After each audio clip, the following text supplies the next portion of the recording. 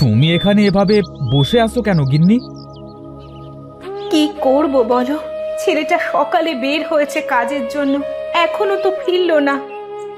অভাবের সংসার, কি করবে বলো? ছেলেটার এখন লেখাপড়ার বয়স, এই বয়সে কাজ খুঁজতে হচ্ছে।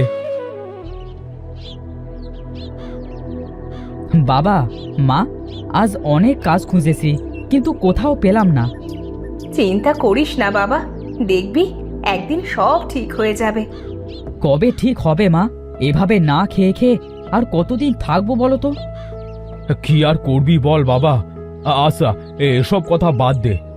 গিন্নি, বাড়িতে কি খাবার মতো কিছু আছে? কিছু শুকনো চিড়ে আছে, আমি এনে দিচ্ছি।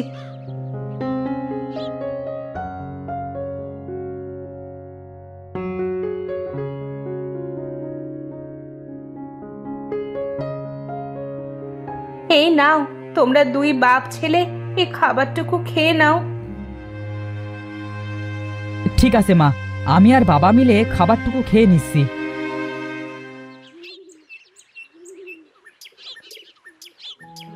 মা, ও মা, তুমি কি করছো?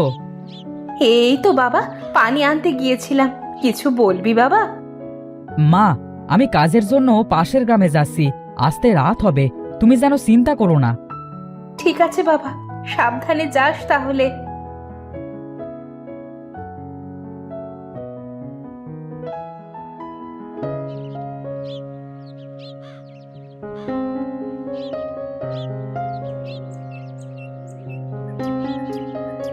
আর একটু হাঁটলেই পৌঁছে যাব।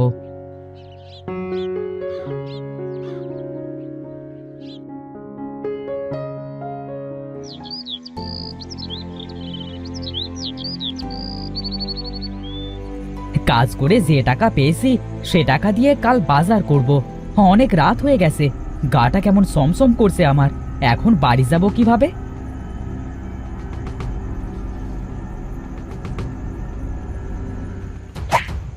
আরে, এটা কি? মনে হচ্ছে এটা একটা ঘোড়া। দেখি তো এর ভিতরে কি আছে। বাপরে, এই ঘোড়ার ভিতর থেকে এত ধোঁয়া বের হচ্ছে কেন? কি আছে ঘোড়ার ভিতরে? আরে, এটা কে? আমাকে মেরে ফেলবে না তো? ভূত, ভূত, আমাকে মেরো না ভূত। আমি তো তোমার কোনো ক্ষতি করিনি। ভয় পেও না আরিয়ান, আমি হলাম পরীদের রানী, আর ধোয়ার ভেতর থেকে যে বের হলো সে আমার মেয়ে। আপনি পরী রানী, আমাকে মেরে ফেলবেন না তো? আমরা তোমাকে মারবো না, তুমি আমার সন্তানকে উদ্ধার করেছো।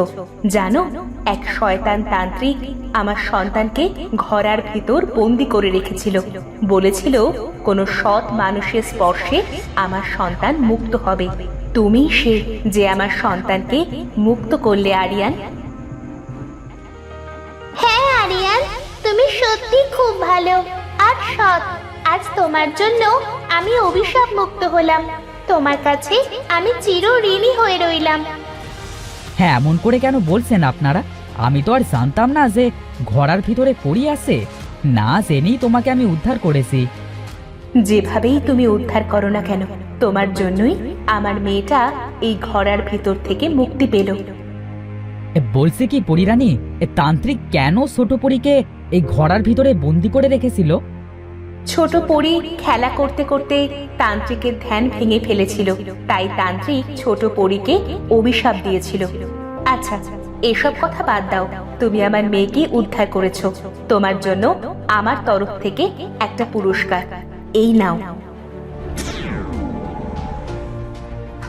আরে পরী রানী, এটা তো একটা মুরগি। এটা কোনো সামান্য মুরগি না, এটা হলো রূপোর মুরগি।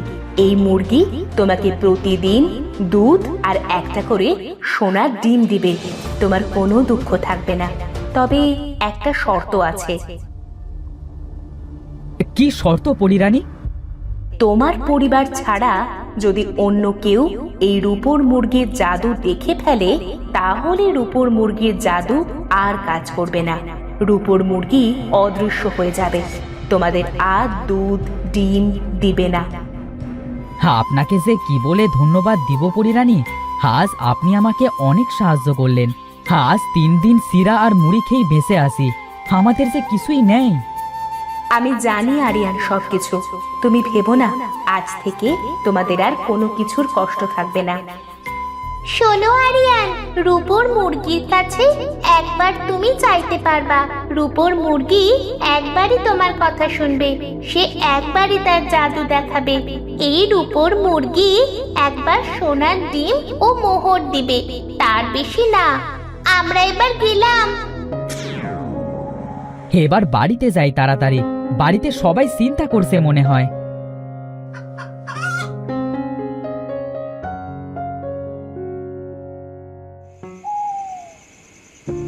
কোথায় ছিলি বাবা তুই?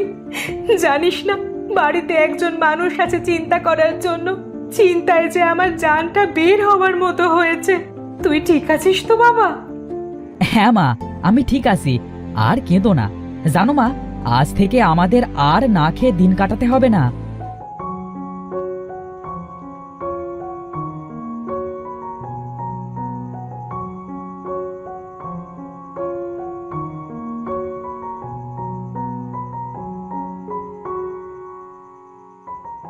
কি গো গিন্নি, এ আরিয়ান কি এসেছে? হ্যাঁ গো, তোমার ছেলে ঘরে ফিরে এসেছে, সাথে অনেক বড় কাজও করে এসেছে। কি কাজ করেছে তোমার গুণধর ছেলে? কিরে আরিয়ান, তোর মা কি সত্যি কথা বলছে? হ্যাঁ বাবা, মা সত্যি কথা বলছে। আচ্ছা এখন চলো তো, আমার খুব খিদে পেয়েছে। তাছাড়া অনেক রাতও হয়ে গিয়েছে।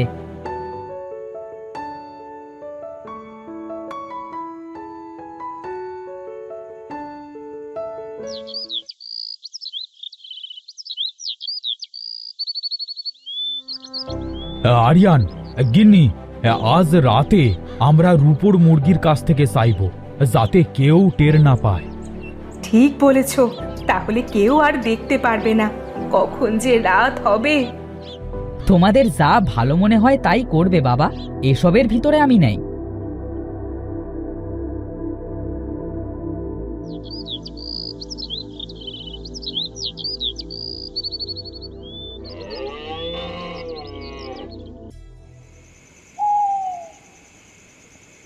মা, বাবা, চলো আমরা এখন রূপোর মুরগির কাছে যাই।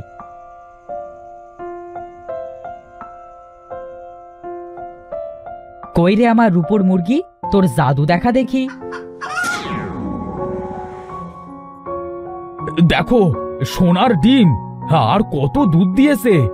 আমাদের আর দুঃখ থাকবে না বলো। তোমাকে আরিয়ানকে না খেয়ে থাকতে হবে না। ঠিক বলেছ তুমি। আমার ছেলেটাকে এবার আর কষ্ট করতে হবে না, ঠিকভাবে খেতে পারবে। সকাল হওয়ার সাথে সাথে এইগুলো বিক্রি করে দিবে, যাতে কেউ সন্দেহ না করে। দেখেছো মা বাবা, এই রূপোর মুরগি কথা বলছে। আরে তাই তো, তুমি তো একটা রূপোর মুরগি, তুমি কথা বলছো কিভাবে? আমি রূপোর মুরগি, আমি কথা বলতে পারি, তোমরা ভয় পেও না। আচ্ছা রূপোর মুরগি, তুমি কিছু খাচ্ছ না কেন? আমি খাবার খাই না, আমার খাবার নিয়ে তোমাদের ভাবতে হবে না।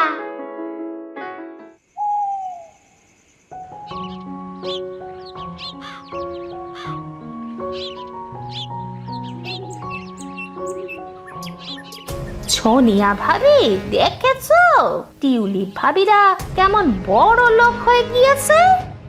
ঠিক বলেছ তুমি মুনিয়া ভাবি, এত তাড়াতাড়ি এত বড় লোক হলো কিভাবে বলো তো? কি হয়েছে? তোমরা এখানে কি বলাবলি করছো? এই তো মনির ভাইরে কথা বলছি, কিছুদিনের ভিতরে কেমন বড় লোক হয়ে গেল। হ্যাঁ, তোমরা ঠিকই বলেছো বুঝলে। আচ্ছা, আমি এখন আসছি।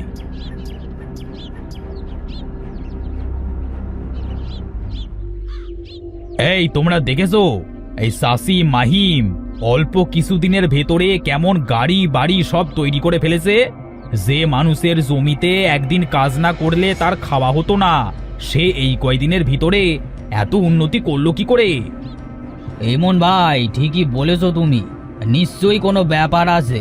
তা না হলে যে খেতে পারতো না সে এত তাড়াতাড়ি কিভাবে এত কিছু করছে? হ্যাঁ, হ্যাঁ ইমন ভাই, অনেক ভাই, তোমরা ঠিকই বলেছো। আজ রাতে ব্যাপারটা দেখতে হবে।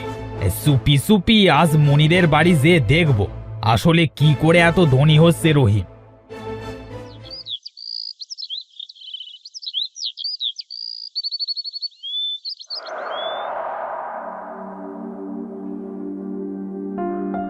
মা বাবা কোথায় তোমরা?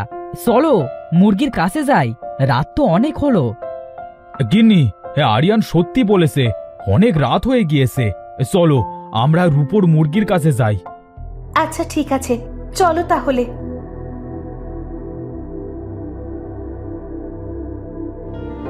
আমার রূপোর মুরগি, তোর জাদু দেখা দেখি। এই ব্যাপারটা হলে ওই মুরগি তো আমি চুরি করবই করব। হ্যাঁ।